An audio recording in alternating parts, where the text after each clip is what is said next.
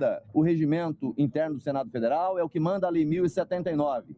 E com base no ADPF, decidida pelo próprio Supremo Tribunal Federal, a competência para decidir se avança ou não, se admite ou não, ela é originariamente do plenário do Senado Federal.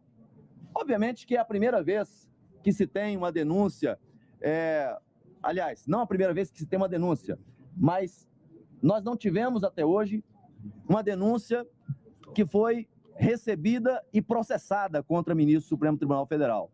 Então, denúncias já aconteceram e todas elas acabaram sendo arquivadas, né, sem que tramitasse pelo plenário do Senado Federal.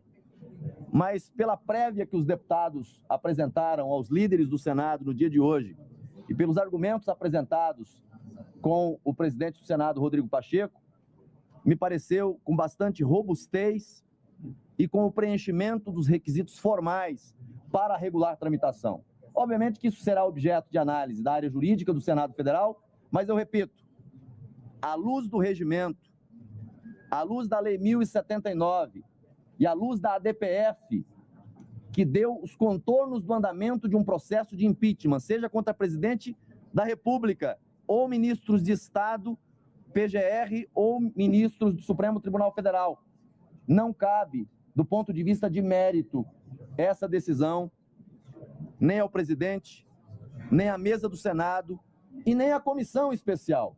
Essa decisão é do plenário do Senado Federal. Então, aí na condição de líder da oposição, aqui ao lado dos demais líderes que compõem a base de liderança de oposição no Senado Federal, o que nós solicitamos do presidente Rodrigo Pacheco é que dê andamento a esse processo, dê celeridade na apreciação nessa fase inicial, para que nós possamos acompanhar o passo a passo desse processo. Obviamente que no passado já houve um indeferimento no início da fase processual. Nesse pedido, esperamos que isso não aconteça, mas caso aconteça, há a possibilidade da apresentação de recurso ao plenário. Mas o sentimento que todos nós tivemos, por parte do presidente do Senado Federal, foi de que ele vai fazer uma análise, levando em consideração tanto critérios técnicos, jurídicos, quanto políticos, para averiguar, verificar o cabimento dessa denúncia. Então, esse é o cenário, a denúncia foi apresentada, agora vamos aguardar o seu processamento, esperando de forma muito serena que qualquer que seja a compreensão de cada um daqueles que compõem a diretoria do Senado Federal, a mesa diretora do Senado Federal, que dê ao plenário do Senado Federal a prerrogativa que a lei já o dá, do plenário do Senado Federal poder deliberar sobre essa questão. É, em síntese, o que nós tivemos na tarde de hoje. Bom, boa tarde. Antes de passarmos aqui para os senhores deputados, que são os autores, né, da peça, além dos cidadãos que subscreveram, eu queria fazer aqui uma reflexão com os senhores, de maneira muito rápida. Nós temos mais de 150 deputados que subscrevem a necessidade de apresentarmos um processo de impedimento contra um ministro do Supremo Tribunal Federal.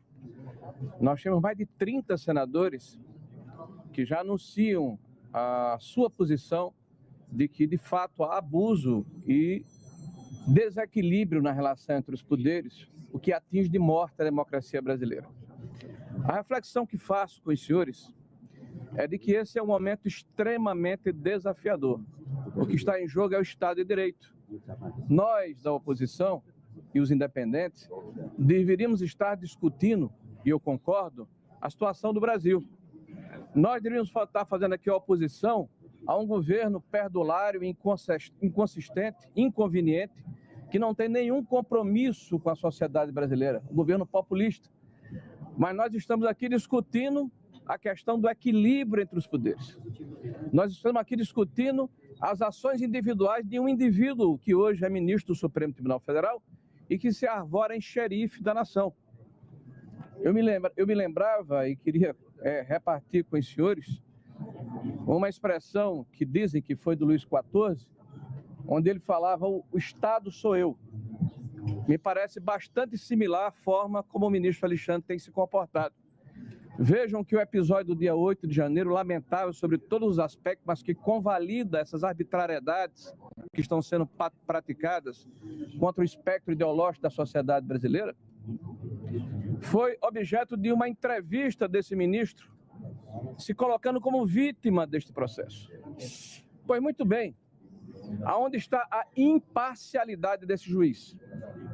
Se ele se coloca como vítima, ele justifica que pode se manter à frente do processo porque o agredido não era ele, era o Estado, ou seja, o rei sou eu. Ele se arvora em defensor da democracia como se a democracia pertencesse a um indivíduo e não à sociedade brasileira. O Brasil está de ponta cabeça. Esse desequilíbrio ameaça a democracia.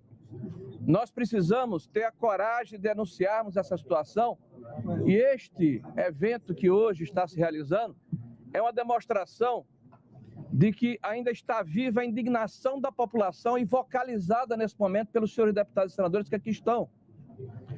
Porque o que acontece nas ruas de todo o Brasil é um sentimento de impotência, é um sentimento de injustiça, é um sentimento de que a justiça perdeu a credibilidade. Precisamos defender o judiciário, precisamos defender o legislativo, precisamos defender a democracia. E quero lembrar aos senhores que a semana passada foi divulgada uma pesquisa de opinião, onde pelo menos metade da população aprovava as ações do Supremo Tribunal Federal e a outra metade rejeitava. Mas pasmem, se vocês olharem os microdados, aqueles que acham que a justiça está agindo de forma adequada, mais de 90% votou em Lula. Aqueles que acham que a justiça não está correta, mais de 90% votou em Bolsonaro. Então, quem sabe ler entendeu. Quase a totalidade da população brasileira afirma que a justiça está agindo de forma política e não de acordo com a lei. E a lei precisa ser a lei que defende a mim e ao meu inimigo, porque esse é o escudo que ampara todos os cidadãos brasileiros. A Constituição precisa ser erguida aqui como escudo, como defesa da sociedade brasileira. É essa a ponderação que quero fazer e a reflexão que faço com os senhores. E quero homenagear os brasileiros que por todo o Brasil foram à praça pública com coragem, sem medo, apesar das ameaças, apesar das perseguições, apesar das medidas arbitrárias, apesar das exceções que se tornaram banais.